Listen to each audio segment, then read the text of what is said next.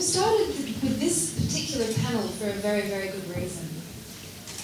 We've started it because in history, yoga is a 6,000-year-old discipline given to us by the Indian continent and, more recently, championed by the Indian continent, and in particular the Indian Prime Minister Narendra Modi, who we thank very deeply. A 6,000-year-old discipline with a proud, proud history of helping human spirit and human body and human mind to evolve. Yoga finds itself in a lot of countries, possibly every country in the world in some way. 177 of those countries have co-endorsed Narendra Modi's intention to spread the practice of yoga further and farther. So, here in Australia is yoga, and this panel is about asking the question about what can we learn from a culture that is not 6,000 years old, but 50,000 years old. A culture, the Aboriginal culture, which really is based on a lot of the principles that yoga holds near and dear. The concept of oneness.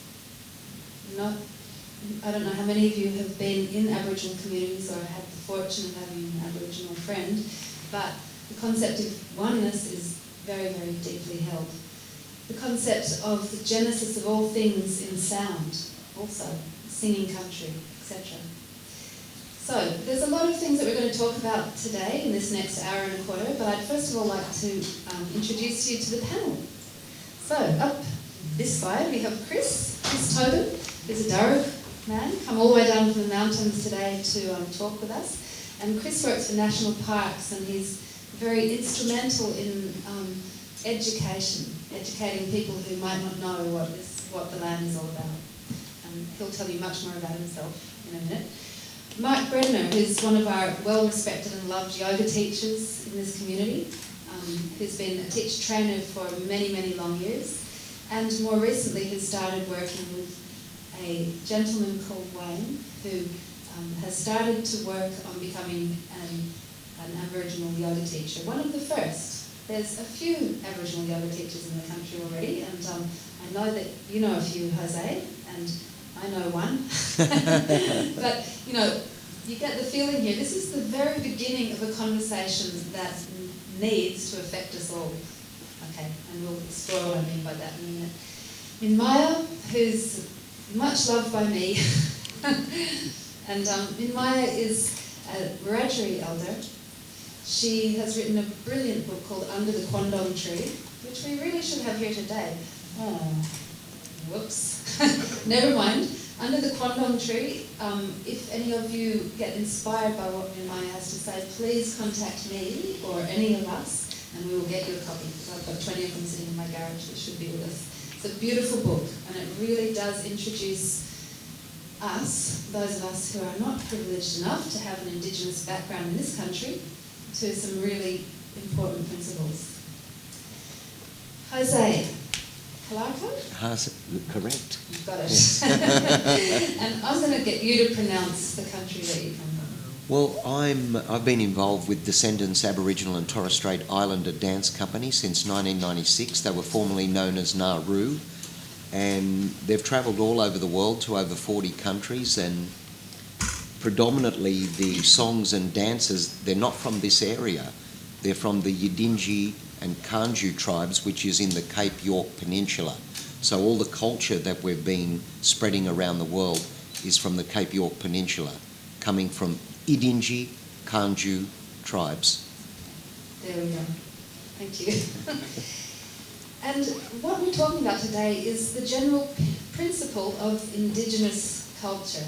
We're asking a fairly big question about our indigenuity, if that's a word. So I'd like to also introduce you, for those of you who don't know Anna Forrest, who's a very respected yoga teacher in the States and has been more recently running teacher training at Body, Mind, Life for a lot of very fascinated and enthusiastic people. And Anna is Jose's partner, so together they're working in this area, and she's got a lot to say about everything. Okay, all right. So I just want to pose a question first of all to the audience. Did anybody get down there for the Welcome to Country this morning? Yeah. Oh, yay. Okay, all right. And so you experienced Uncle Max's smoking ceremony? Yep. Okay, so much like yoga, the practice of being Indigenous is a practice, and it's a way of life. So let's get going with these questions. Okay, so one of the things that we're posing, or thinking about with yoga always, is how do we become healthy, happy and strong in our body, mind and spirit?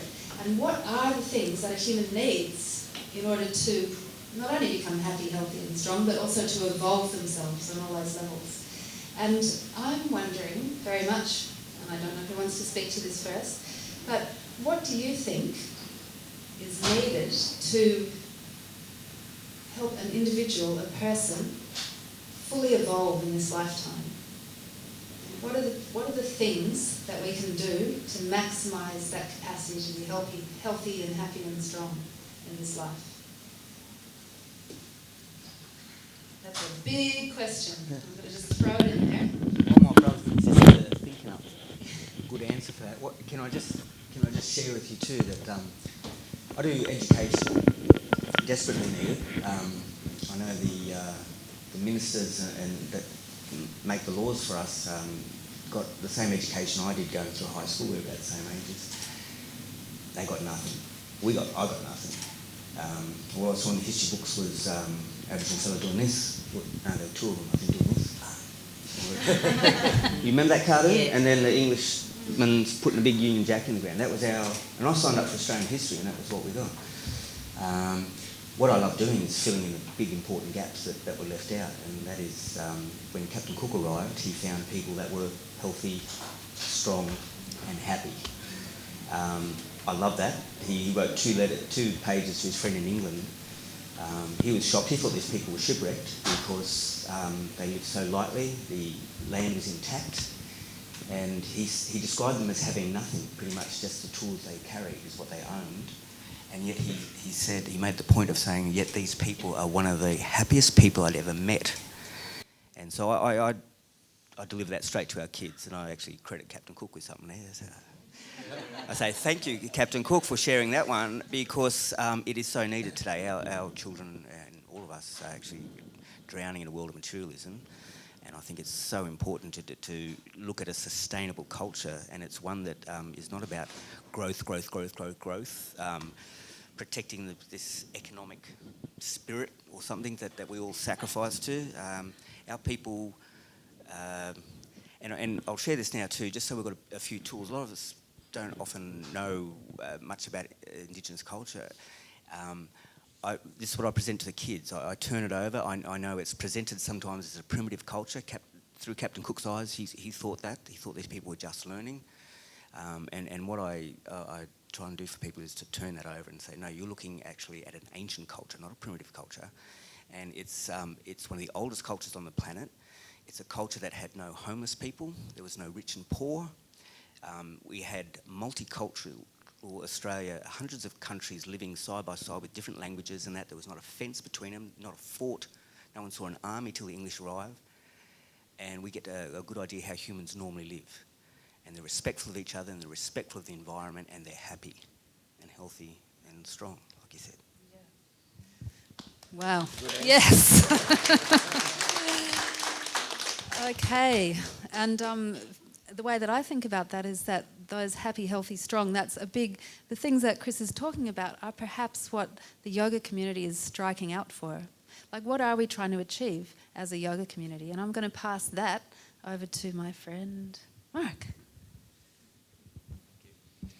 I think from the yoga model, we're trying to come back to our original self, or our authentic self, or Indigenous self, if we want to put it into the subject matter today. And, when I work with someone, I see someone as pure potential. That's all that I see.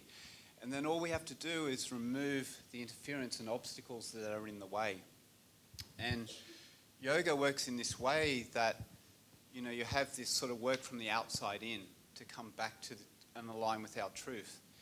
And so we work from, our external environment, then we work with the body, then we work with the nervous system, then we work with the conscious mind, and then the unconscious mind. And basically the definition of yoga is we want to have mastery of our mind. And why do we want to have that? Because then we start to reside into our heart. And when we reside into our heart, we align with our truth. We're connected back into that natural order. And the Aboriginal peoples had that for like 50,000 years. They were very much connected into, they knew their place in that natural order of things.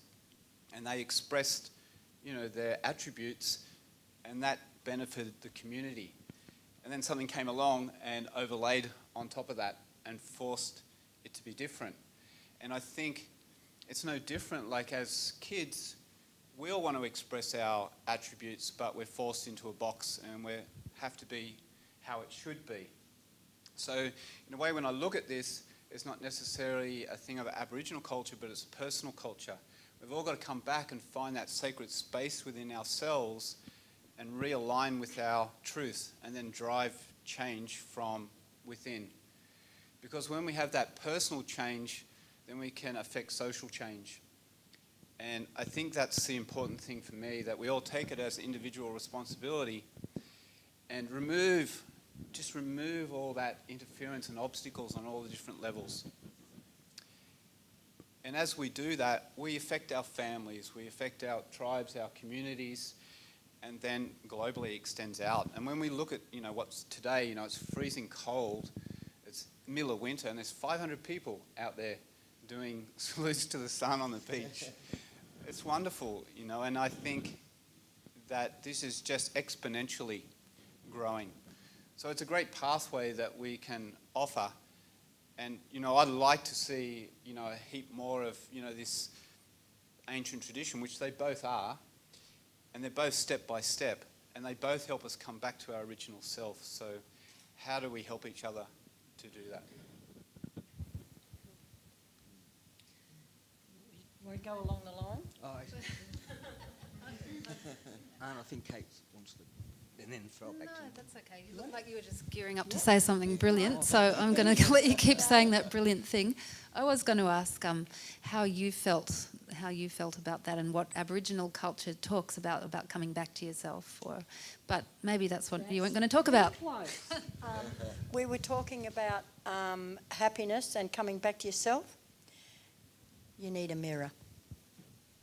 You need a mirror. You need to walk to that mirror every morning, and you need to say to yourself, this is the last day of my life. When I go to bed tonight, I won't wake up tomorrow. This is the last day of my life. What matters on the last day of your life?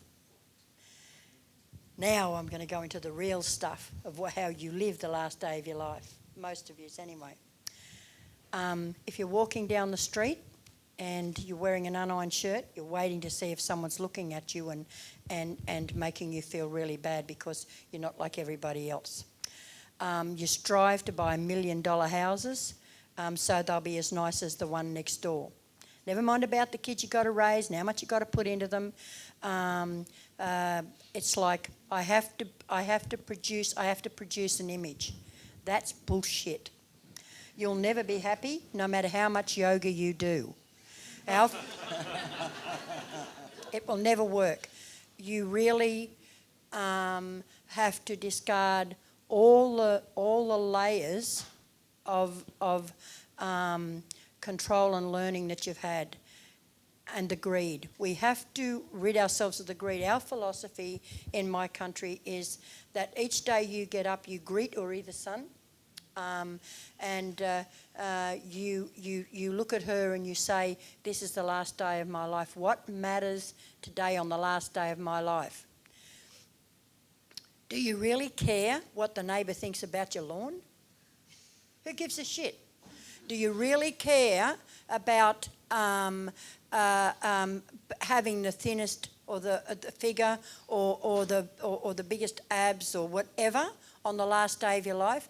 What really matters on the last day of your life, really and truly matters on the last day of your life, is the most vital thing. And being at one with oneness is being in harmony and being okay with, you are the journey. You are your own journey.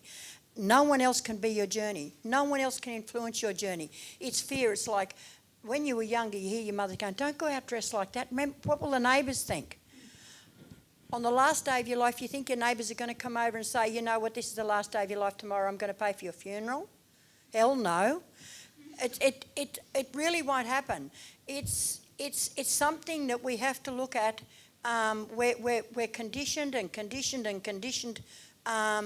to greed. We greed for this, we greed for that, we greed for almost everything. We rotate our houses like it's, like we just manufacture money. They're all resources that go into everything. You know, I live most of the time, I've just had to come out, but I live most of the time in a little galley with a dirt floor and an open fire, and I get people, they come and they cook and I teach there, and they learn about what it's like to be at one with everything. You in order to be happy, you need to reclaim your sense of self. You need to, it's been stolen from you. Your sense of self has been stolen by society, and you need to claim it back. It's the only way you'll ever find happiness, is to take yourself back and reclaim your journey. And the only way you can do that is buy a little mirror. Look in the mirror. Don't look for wrinkles. Who cares? Look at what the last day of your life means to you, because let me tell you something. There's not one of you people here that will have a warning when the last day of your life will come. And on the last day of your life, what matters is this, that you have loved and that you are loved. That is the most important thing, I think, for happiness in this life. I don't know if that answered it. I think it'll go a little bit towards it, but...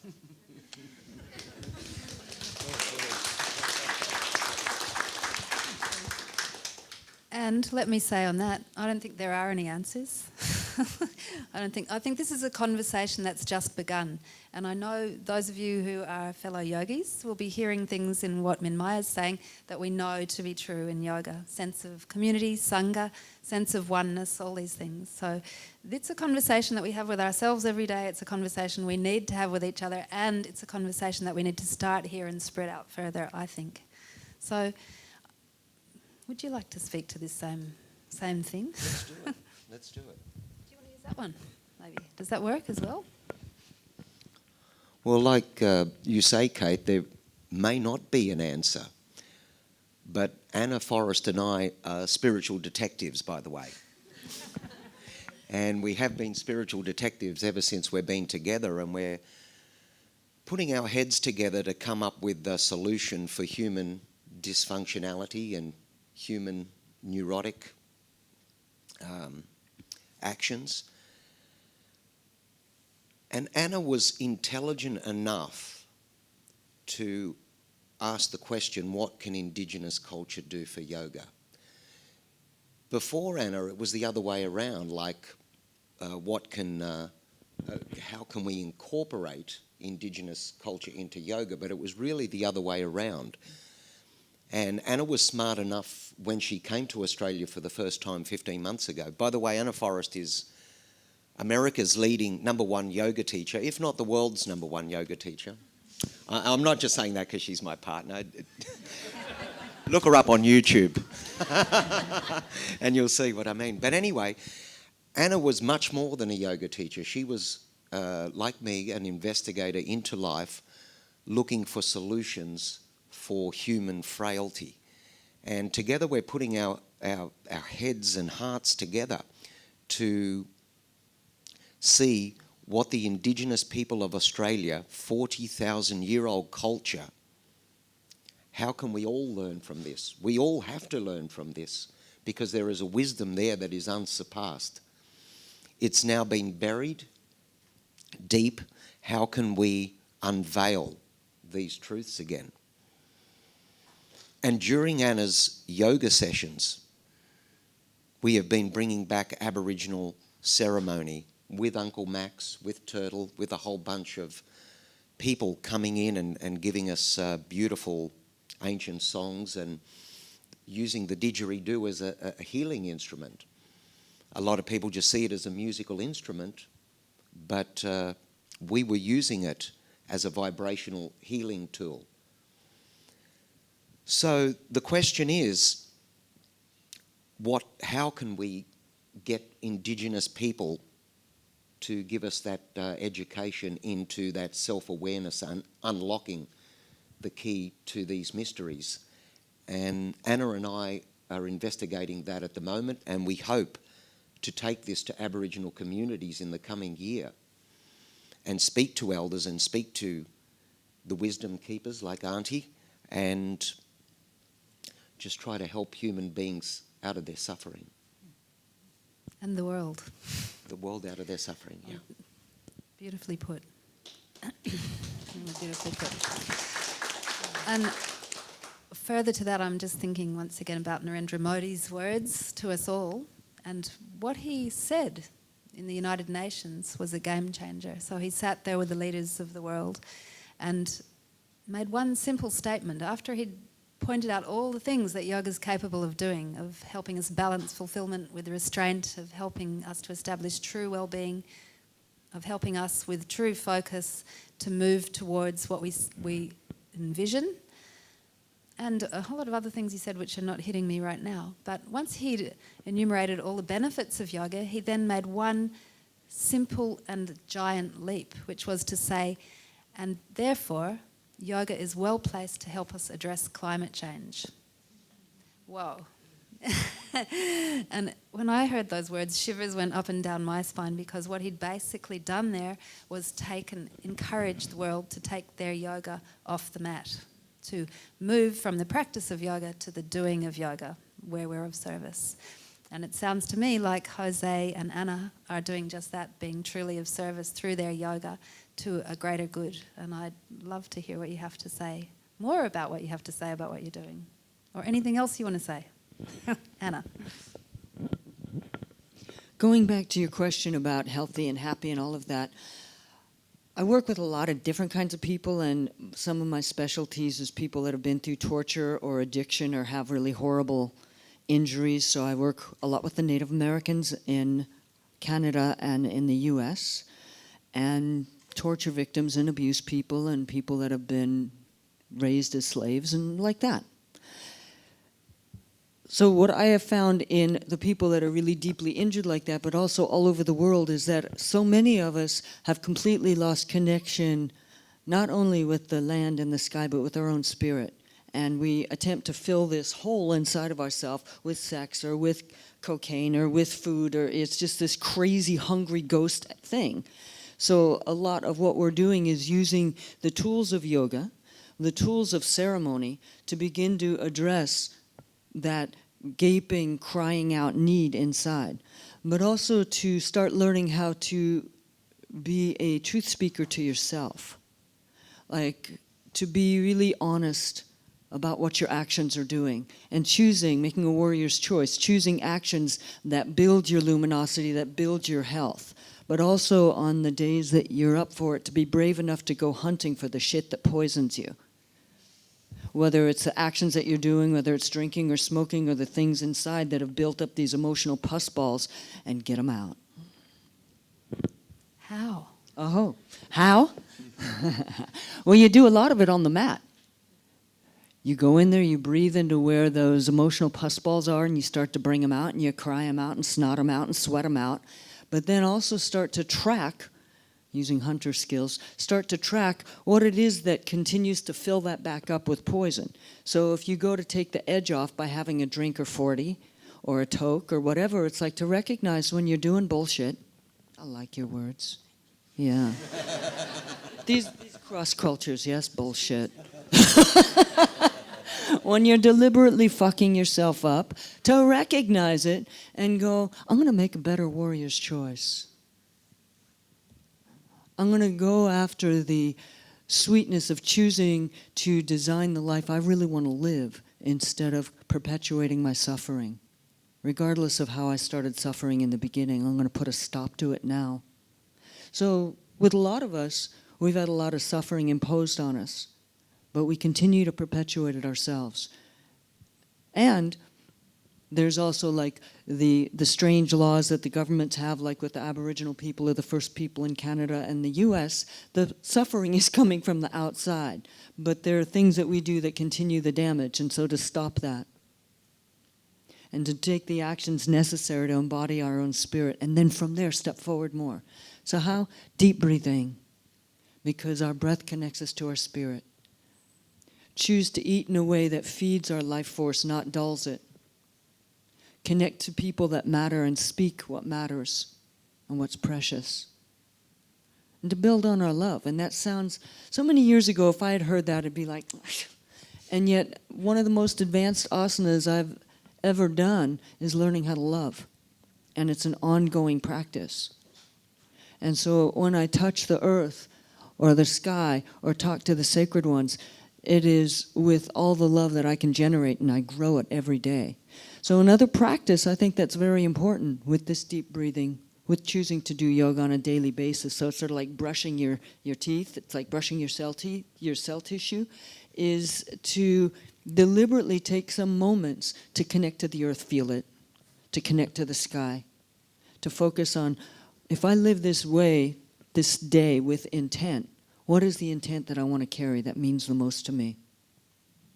What do I need to do besides pay bills? Besides that. Oh, thank you. Sorry, Kate. I might just add that I have a lot of Indigenous friends in Canada, and this date today was World Indigenous Day in Canada, and it clashed with World Yoga Day. I was just wondering, were you aware of that? No. Well, World Yoga Day was cancelled in Canada. I think it was Toronto or Vancouver, I'm not sure where it was taking place, because the First Nation people had reserved the date. Were any of you aware of this? No. Yeah. I was just told this from friends in Toronto. Descendants Aboriginal Dance Company. We have toured Canada quite extensively and built up a strong relationship with the First People there. And it was such a crying shame that today was National Indigenous Day in Canada. The government did not recognise that, but the government did recognise the United Nations Yoga Day. So there was quite a bit of conflict, and it was cancelled. So I just thought I'd make you aware of that, but they are trying to find a solution how to incorporate both. Should have started with a panel like this.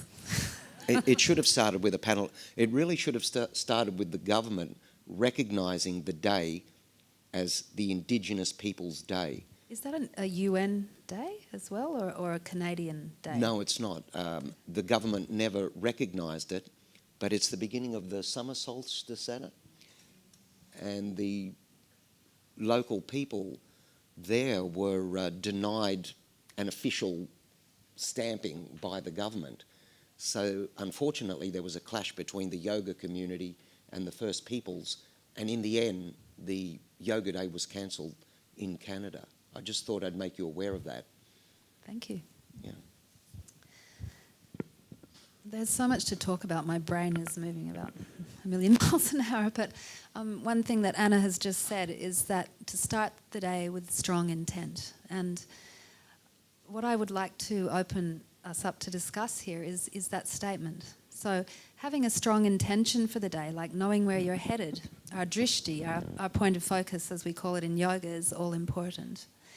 And I really, from my limited understanding of what happened in this country 200 and something years ago and up until this day, is that by the imposition of white culture on top of black culture, a lot of black people in Aboriginal cultures were really denied their traditional sense of purpose. And the way that I'm looking at it from here, it feels to me very much like that having happened, it's very, very hard to become healthy, happy and strong, because being healthy and happy and strong requires you to have a deep sense of purpose about what you're living for, because that's why you get healthy, happy and strong, so you can fulfill that purpose. So I would love anybody on the panel to discuss how they feel white culture coming to this country has affected the sense of purpose of those that were here before.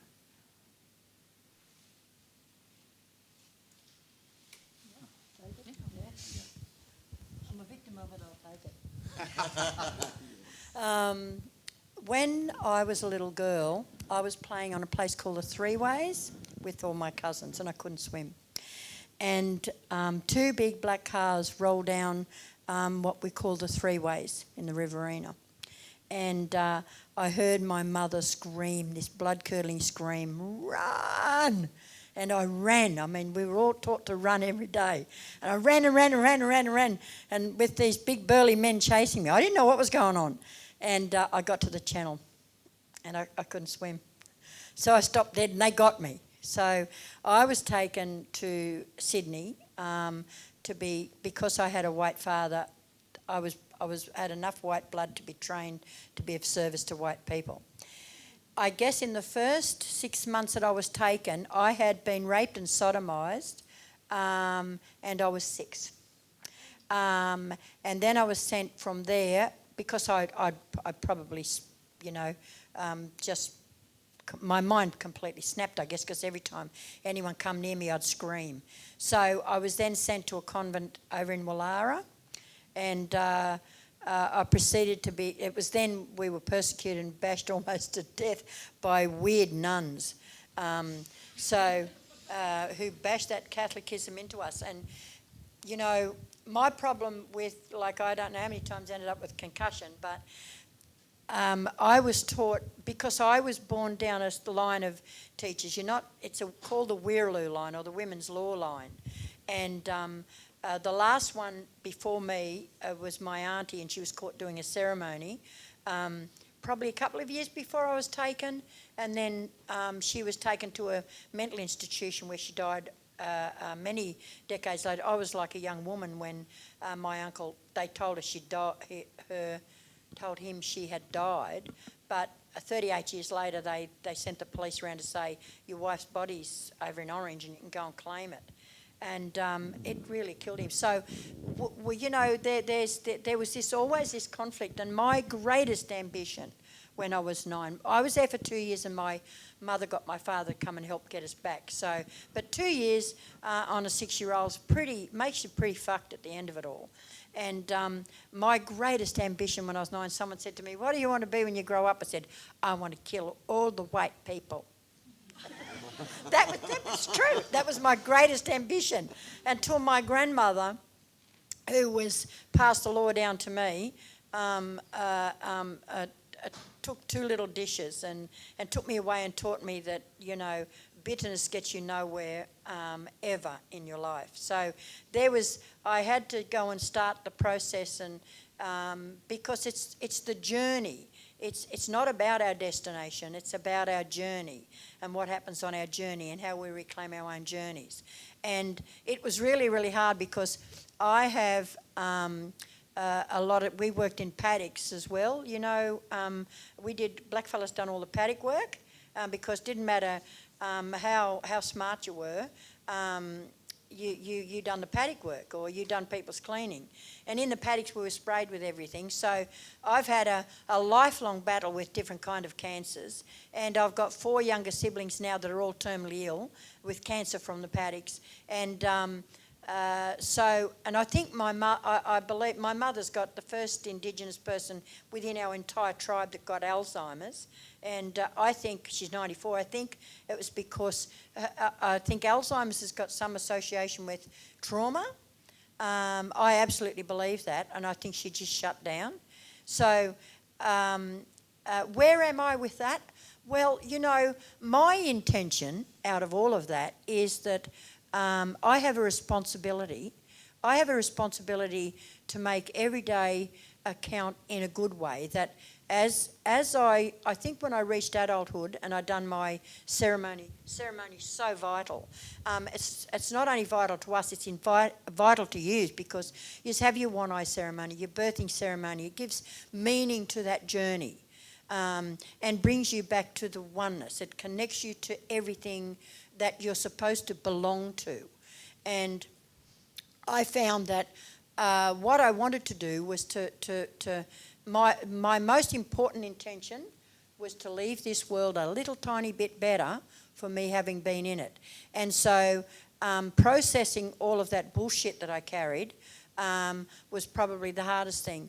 And, you know, I really believe now, when I'm getting close to the end of my life, that I've had an amazingly blessed life. And people go, all those terrible things that happened to you? I said, yes, absolutely. They never happened to my children.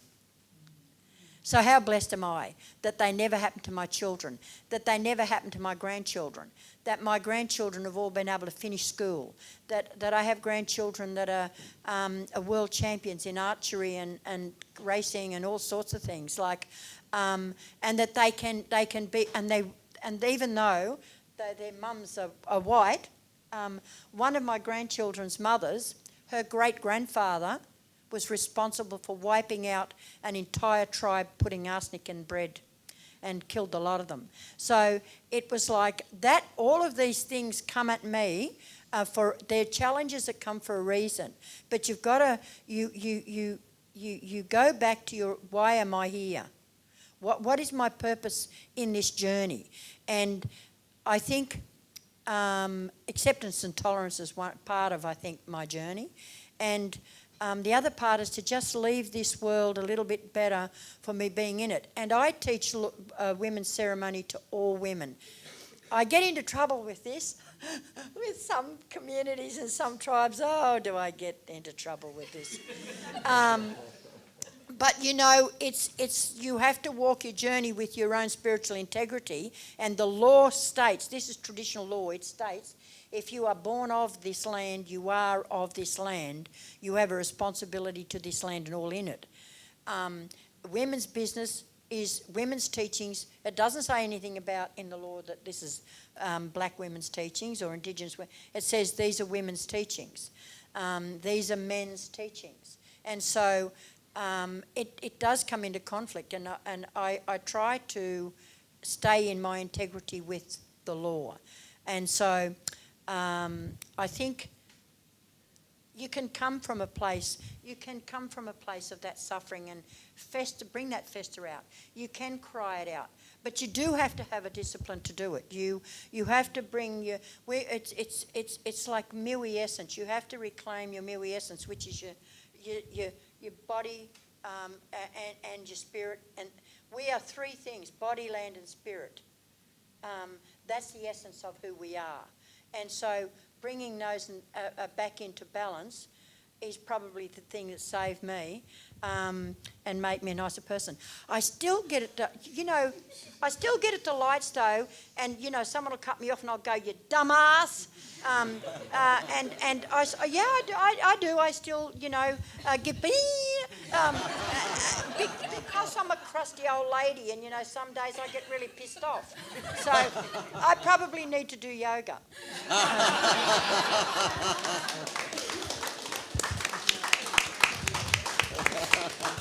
Beautifully spoken, and don't we all? Send me at 5:10 this morning. Okay, so this is great, and I'd love to invite Mark to talk a little bit now about the very beginnings.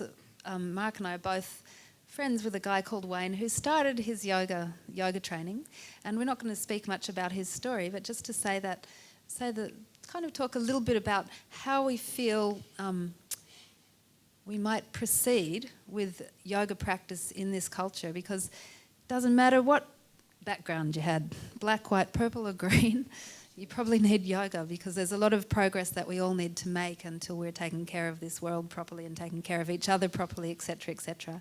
So, Mark, I'd just love you to talk about why you got involved in beginning to teach Wayne as an Indigenous guy to take yoga back to his community.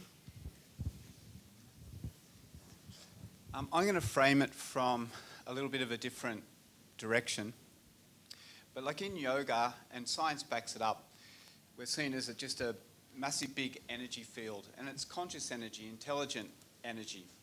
And, our nervous system is a conductor for that energy. And when it's flowing through the system and it's done that continuously, then it creates a magnetic field. And then a magnetic field holds information, much like a credit card. That little strip, you can read information off it. And basically, whatever our dominant reality is, that's the information that we take on magnetically in the field. And when you're connected to that natural order of things, then everything just flows. You're in that union state, that yoga, that unity where everything's flowing together. But when it's superimposed upon and another dominant reality is forced on it, one that's not natural, then all sorts of problems start to arise. And so I could see both sides of that with Wayne. You know, he really had a very traumatic life, you know, all the same things that you were talking about. And he really wanted to make a difference. He really wanted to improve his own life, but he also wanted to then give back to the kids. Basically, he was nomadic and he wanted to get his certificate so he could travel around and work with the kids and give them another option of coming back to their song and dance, as he called it. So when we're working together and he's in that place, he's like super enthusiastic, and you know, we had this real great brother connection, and I really wanted to be able to offer this to him, and he could really take it on, and he really tried. He had no learning skills. I mean, he started in 4th class, and then basically they wouldn't give him any homework, they wouldn't teach him, they would throw him in a corner, throw chairs at him, and this was in Mount Druitt in the 70s, and then when he actually fought back and threw a chair back in 2nd grade, they kicked him out of school. So he didn't really have any learning background as well, so we had to find another way to try and do that. And he was coming along really well. But then he had that other side, right, that other information. And when it got triggered, it really just wiped out the good intentions that he had. So when he was in, the difficulty was that when he was in Sydney, because he would come and train with me up in the Northern Beaches, and then he would go back and stay in Sydney around the Redfern, Woolloomooloo area. So when he was there, the dominant reality was around alcohol and surrounded by drugs, ice, these sorts of things. And it was almost impossible to take on this new reality because this other one just kept coming in and just wiping out the other one. So we encouraged him to be down, you know, the south coast and be on the land and just come down for a day. But then it doesn't work for him, so you know he had to end up going down to Victoria, and he's working within drug and alcohol. And the point is, you know, when you're trying to change and clear that field and come back and put new information in, you really need to be surrounded by good company. I always harp on it all the time, and the yoga community is good company. We call it our Sangha. And one of the things Wayne said to me was that even with his own people, he felt like he was an outsider, that he wouldn't recognize him, they wouldn't teach him. But then when he started doing yoga and he got over his shyness within that and shame of being, you know, hanging out with white people, that actually the yoga community really took him to heart, and he felt really acknowledged and really connected, and he loved being around yoga people, and that was one of the big impetuses for him to really want to change and take that on. So to continue, I think the end point of that is that you have to do your practice, that you've got to be around good company, and you've got to keep putting good information into your system, like food is information, you know, good water is information, doing your practices, doing your self-study, you know, studying the texts, right? It's all good information. You've got to keep putting that back into the system. And just be surrounded by good company. You want to be around people that want you to be better, that want you to be bigger, that want you to be successful. So if you continue to hang out with people that don't support that, it's very hard to take on that new perspective. So, you know, like, you know, Wayne's in my heart. I really, you know, support him, and you know, it's a difficult journey, but you know, sort of, I have that brother connection, and I wish all the best for him. And I really hope that he brings on that other thing as a dominant reality, because I really think that he can be a leader in the community and he can really make a difference to the kids coming through, especially in the city, that are looking for some pathway. And I really believe that, again, early stages, but yoga can be a pathway, a new way to help, you know, us all come back into that Indigenous place, that authentic place aligning with our truth from our hearts.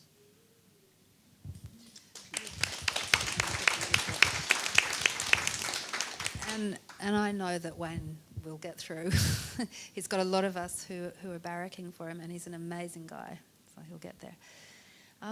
one of the things that you just said about needing community and good information, which good information or energy you were saying from food and water and people, etc., etc. It's also the land, I guess, the connection to nature, and having that feed us and inform us and look after us is a way forward that I see is really, really strong in this country. Mia, you said three. Maya. You said three things. We're made up of something, something, and land. Land and spirit. Body, land, and spirit. The three are inseparable. You can't separate them. Land. You know, like for us in yoga, we That's talk. our mother. Yeah, they are. We're made of it. Great definition. Yeah, isn't it? Because normally we say body, mind, and spirit, but land. Body, land. That's a beauty. And I just would love Chris to talk about anything he likes to talk about that's coming up for him right now, but maybe talk a little bit about land. Well, thanks, Kate. I talk about land a lot, actually. Mainly because and excuse me, I do this. I'll use opportunities to share information that you don't have, like now. And one of the land issues that we've got. Okay.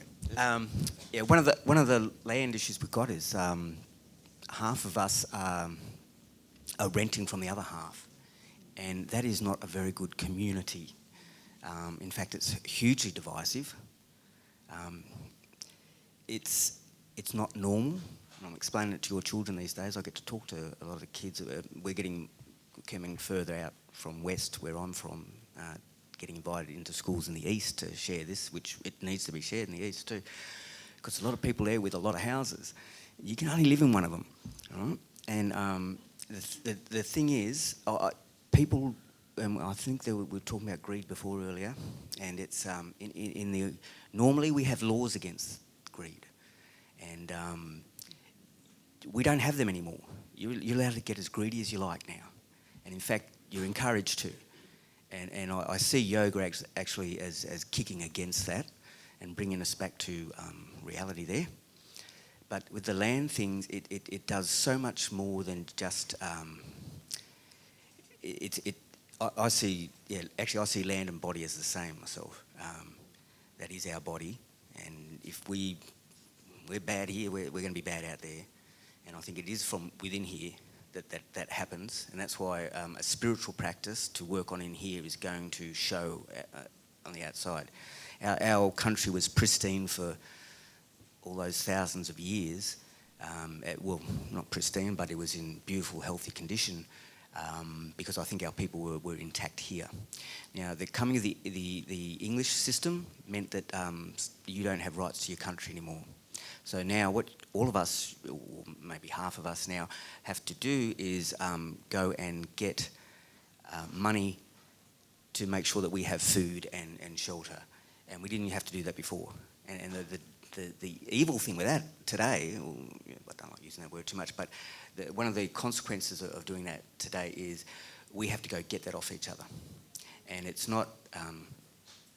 I'm so tempted sometimes to hit the point by trying to get my rents collected at a do like this. And you'll see how difficult it is to get 3, 4, 5... Gosh, I don't even know what you pay for rent here. Goodness me. My people actually, historically, from Blacktown. It was Blacktown because it was the blacks' town. And we got the first farming settlement there. And sadly, we had a land grant actually from Governor Macquarie to having to hold forever, which got subdivided last couple of years ago by Blacktown Council. Watch me, Kate, I tend to go off the point here. The thing with it, it's just the colonisation thing is so divisive in our community. This idea that some of us can own the land. It's a new concept for Australia. We had belonging to our country, and we had a responsibility to our country. And you had it by birthright. People had different ways of doing it, but there's a general kind of thing that people got different beliefs all around the country, and I celebrate that. One of the common beliefs, though, is the idea of spirit babies. In the southeast cultures of Australia, the belief was that us as our spirit baby, we come from the spirit world was the sky country, the stars. other parts of Australia, when you die, your spirit goes back to where they believe it came from, which is the earth. It doesn't matter, it's a spirit world, really. Now, the problem is that system was thrown out. In the old days, there would be no homeless people because your country is where your mother found your spirit baby, and she knew where you had belonging. And the beautiful part, all around Australia, everyone had belonging. And I suspect that this is probably true right around the planet at one point. And then somewhere, someone, excuse it, I was going to use that English word, the F word again. Excuse my English on that. But someone mucked up somewhere, and I don't know what happened, but someone took someone else's belonging place. And this has repercussions all the way until it finally come to Australia 220 odd years ago. And we're now involved in this psychosis that the rest of the world seems to have to try and protect the line. And the beautiful part is that, like I say, in our culture, we actually don't own the country. We have belonging and we have rights to the country, but the idea of ownership, that we can do what we like, is not in our culture. And hopefully, like I say, we're getting into schools now that the culture of the climate of the country has changed, the cultural climate, to where we get invited to come in and share about how, and this is how I put it to our kids, how life normally is. And one of the things that was a feature of our culture, and I want to share this with you, and I'll stop talking for a bit, was the cooperation. See, I hear the community is very important in the yoga community. In the Aboriginal community, that was part of you as well. We're the people of that country, so we have that unity there. But the beautiful part is that instead of competing with each other like we do now, and then you get the winners and losers, normally, and I say normally because our people did this for such the longest time, normally we're actually cooperating to get the food, not competing with each other. And I explain to kids, mainly so that they don't think it's them. Yeah, no worries. I do this for a living. That's right there. Yeah, that sounds live too. Yeah, sorry, thank you, because this is an important point. I'm sharing with the children so that they don't think it's them when they get old and find life hard. Normally, and I explained to them, said, look, you're even doing it now, you're actually in school competing with each other. And I explained that our people in Sydney, we had competition, but that was for sport. When the clans would come together and they would have sports games, that's when we'd have competition, not for making sure that everyone is looked after. So food and shelter is not left to economic forces or sport, who winners and losers. It was actually you had a right to that country. And the beautiful part is, though, people, your brothers, instead of going out and me and Mark there, I'll get that kangaroo before he does, that sort of stuff. No. Kangaroos are hard to get, for starters. So what we do... Oh, bro, you haven't seen me. We might become vegetarian, I think. But what people would do, what the men would do, and this is every day, this is part of their practice, part of their culture, they would cooperate to get the food, and then it would be shared out. No point getting all... We didn't have refrigerators. No point in storing up stuff. And I can't believe that when England arrived claiming to be a Christian culture, they didn't see that in their own teachings. Jesus said, do not store stuff up. You know, so many of the teachings are there. This is technology.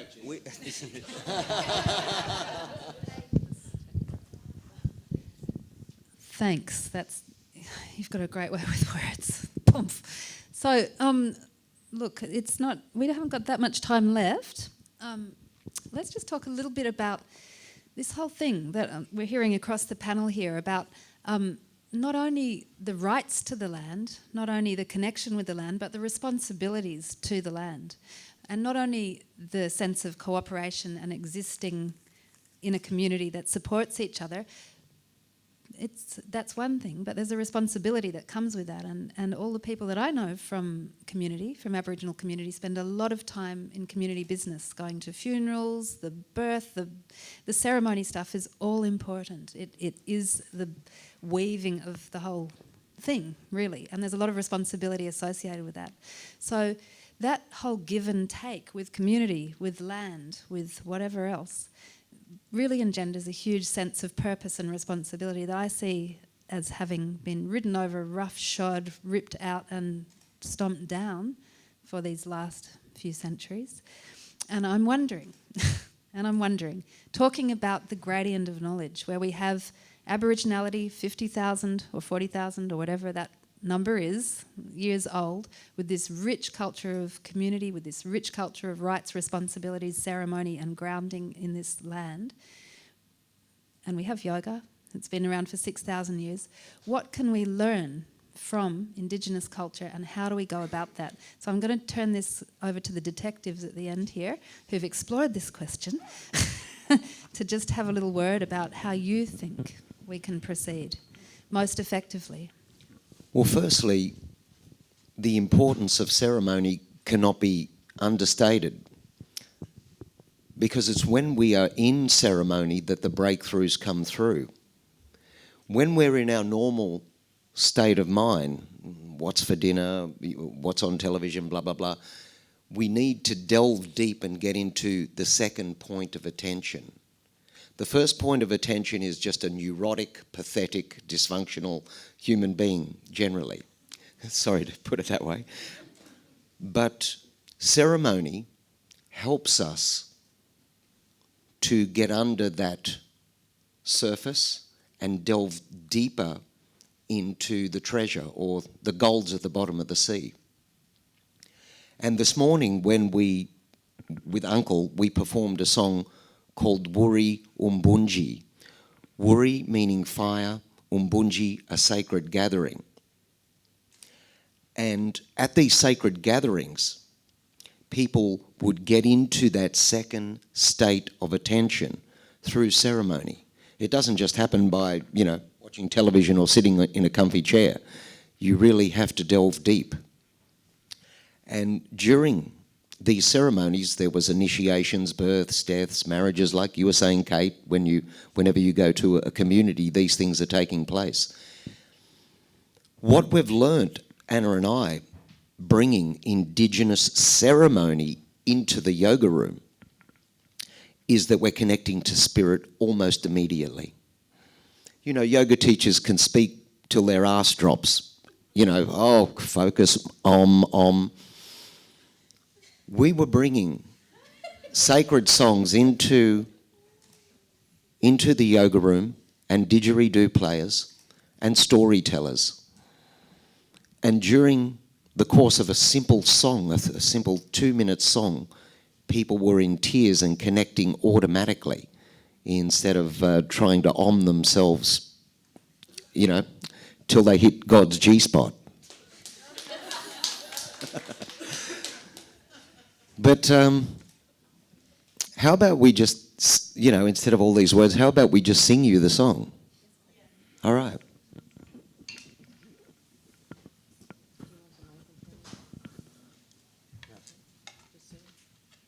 You want to join in? I don't know the song, but I'll... You'll clap along. Language. Yeah. Absolutely. No, it's all right. We'll just do it from here.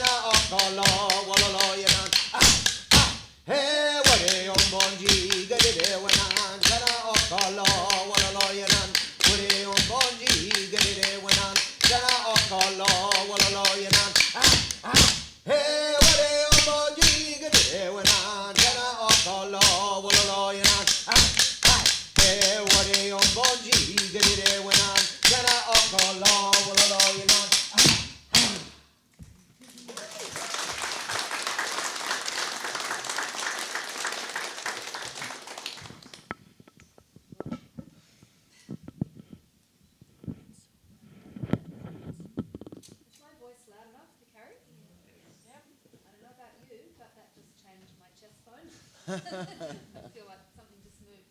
Oh, thank you very much. Thank you. No? I don't think it's working. Hello. Oh, yeah. Yeah, that straight to the heart of the matter. And this is perhaps where we try to get with our yoga practice, be it asana, pranayama, oming for God's, what was it, God's G-spot? Is that what you just said? You rude man. Okay. Catholics, Yeah, etc., etc. You know, it's those things where we come fully into the moment that allow us to change, to come back. So thanks for that very much.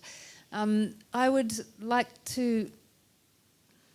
We've got about 7 minutes until we finish this panel, and I don't know if anybody up there has questions that are burning bright, or if anybody down here has things that they really feel that they need to say. Let me just say that this conversation has only just begun.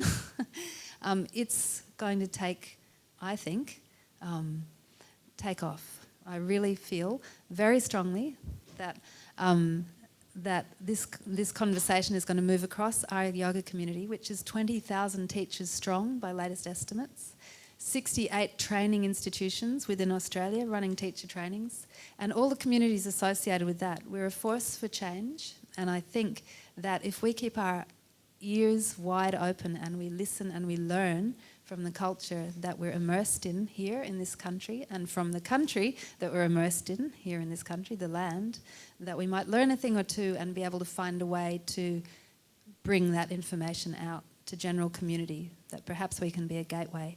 So I would like, first of all, to pass the microphone over there.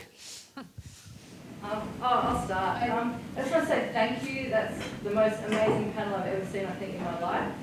I'm a yoga teacher. I'm also an environmentalist who works in a bank. It's my passion to connect yoga to the environment, to Indigenous culture.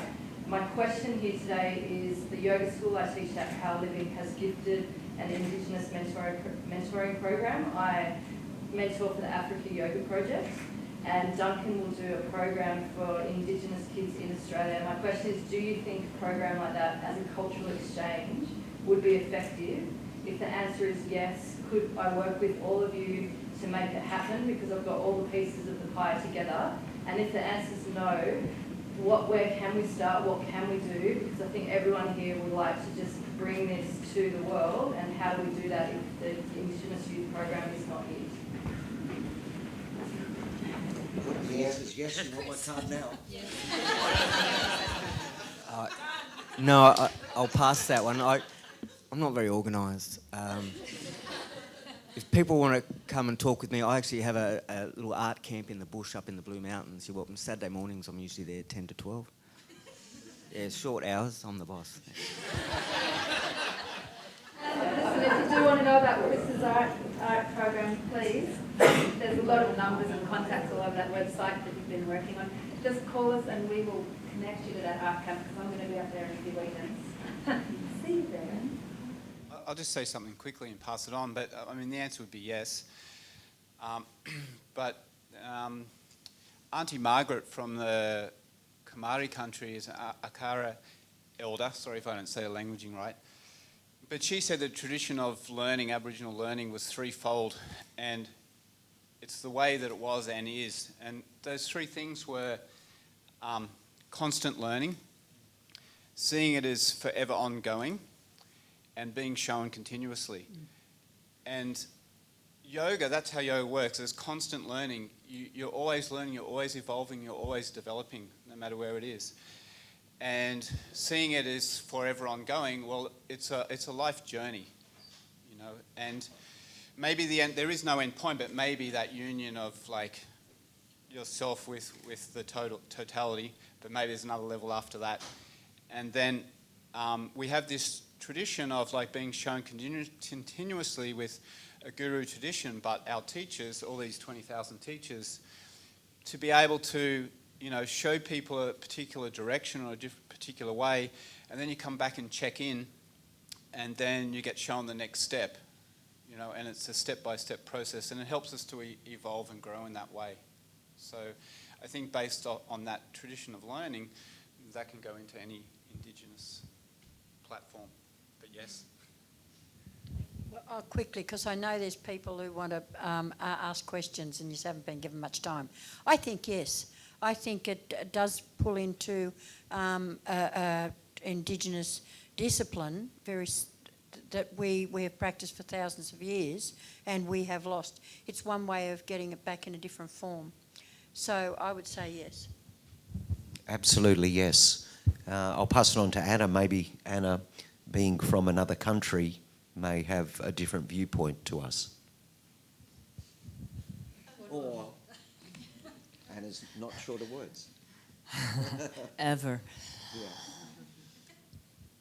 When I knew I was coming to Australia, I sat down and did a pipe ceremony where I did prayers of knowing how to bring the things that I've learned that are gifts for changing how we live on this world, bringing that to the Aboriginal people and being able to meet the people that would be willing to teach me. And as of like the very first day I got here, that happened. It's like this land and the people here are incredibly responsive, and we need to exchange our gifts as part of mending the hoop of the people, because our peoples all over the world have been shattered. I don't care if they're white or black or yellow or Aboriginal, Native American. We are fucked up and sick. And when we start to bring things together like this, we start healing these deep, deep, deep injuries. And yeah, I think it would be great to teach the ceremonies back to the children, because perhaps their parents or their people lost them through alcohol or through disease or through people dying too fast, but also giving them different life skills, because we all need more life skills.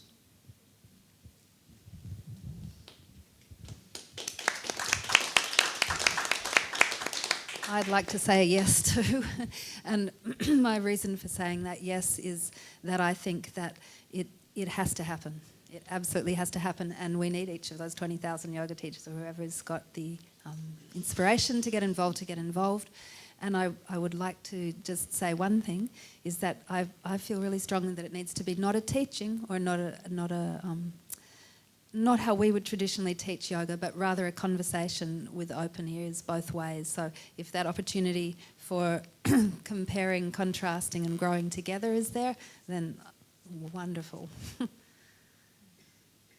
Anybody else want to ask a question? I know there was somebody up there. They've disappeared. Last chance. Okay, so look, this is, I'm sure, if you're anything like me, I've heard a lot of things that I'd not heard before today, and my mind's a little further open than it was before this panel. I'd love to set you all an intent, or ask you to make the intention strongly that you think about all this stuff in the next year, and that next year when we come back here and we reconvene, that we'll all be 1 year wiser, 1 year of reaching out, listening and learning, that we'll be able to bring this to the conversation, and that this will become a noisy, rowdy bunch of people all clamouring to put in their 2 cents worth. So thank you so much. Did you see it? No, just a noisy person, that's me. Now, I did want to share with you, because you've made the time to come here today, there's actually two teachings, actually, I would say, that came from the country here, because they came via the people of the country, which was, there's one from Bennelong and there's one from Muwatan. He was a Botany Bay man. And Bennelong, as you know, or may not know, he's a Wangal man, which is the clan further down the harbour. But Bennelong shared something related to the spirit babies. And I'll end with that one, because I want to do that, but I want to share with you a little thing from Muwatan too. He was a man from Botany Bay. He was brought up on a royal commission in the late 1800s. The English wanted to know what the country was like before they arrived. They were asking him all sorts of questions, how many kangaroos, the trees, situation, all that kind of stuff. They were asking him about what do Aboriginal people believe. They wanted to know whether actually in the transcript they call them blackfellas too, which we're comfortable with today. Maybe not 20 years ago, some people were awkward about it, but just to let you know, we're all good with blackfellas there. Confusing colour of me sometimes, but anyway, they said, do blackfellas believe in God? I want to know, do blackfellas believe that when you die you go to heaven? Do blackfellas believe that when you die you get punished for the things you did wrong and rewarded for the things that you did good? Do blackfellas believe this? Do blackfellas believe that? And I love his answer. His answer to each one of those types of questions was, do blackfellas believe in God? Some do, some don't.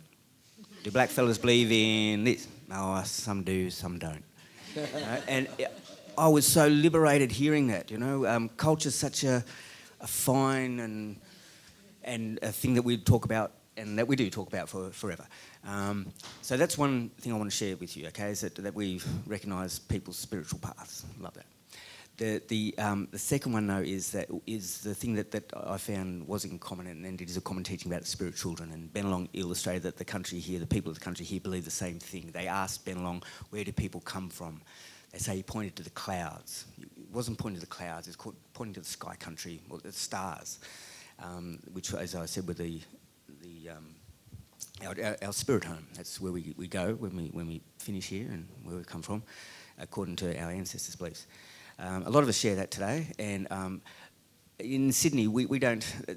Well, look, all I can say is I have not found one of the old-time fellas to give that. We were the first people hit, so we have a broken tradition in that kind of thing. But I had an invitation to go up to the Kimberleys, where they have a more intact culture up there, or cultural teachings up there, and actually their English is very different to our English down here. But I was speaking to a gentleman who I was able to communicate with, uncle there, and he mentioned spirit babies, and I jumped on that, and I said, because down here the penny was dropping for me a little bit, and I had burning questions. This was one of them, and I got a chance to ask it. I said, Unc, that the spirit babies, I said, is that true for white fellas? And he went, where do you think all the people from Derby come from, boy? Yeah? So for him, that is the same too. So the belonging, now I can't do that. I know that is contentious in some, we've got outstanding issues yet to be dealt with. And I know a lot of Aboriginal people are very worried that, don't tell them that, Chris, they'll keep going with it. They'll take everything. They can't take everything, because we were talking about before we started too. Culture's in here. I love that. With the Aboriginal, you look at the material things our ancestors used, you could take everything they had, like material thing like that, and they are not destitute. A tsunami can come through, take all your material stuff, gone. Bushfire could burn it all, and people are not destitute. One, they have an intact community. They also have their mother's knowledge throughout the centuries on how to live on this earth and be fed without destroying it. And these are things we can learn from. So, but I'm sharing you that little teaching because, you might get in the book, but my family, we're from this country, as in, 200 years ago we were freshwater people, but you had to marry outside your clan. My mother's from here at some point. And so I wanted to share that with you, that at least among some of us, some do, some don't, but some of us recognise your connection with the country you've been born into and where your mother found your spirit baby. And so there's no homeless people. This is a concept that you're born here without rights to country. This is a new concept, and it's only a new story too. I'm reminding ourselves that these are stories that we're talking, and some stories are more powerful than others. And we've had a very powerful story that we've been kicking around for 100 years, like we're one this Team Australia business. We have older stories than that, and they're important ones, and they're stories about how we actually normally get along with each other and respect and can live alongside each other and be happy and peaceful, not just with each other but the other brother and sister creatures. And end on that one.